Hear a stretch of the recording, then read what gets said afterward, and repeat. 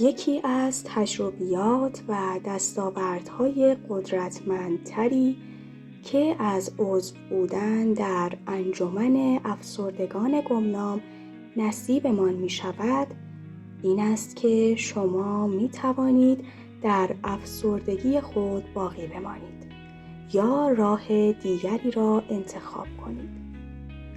راهی را یاد بگیرید که شما را از افسردگی بیرون می آورد. در واقع با این انتخاب یاد می گیرید که چگونه فرصت تجربه احساسی متفاوت را پیدا کنید.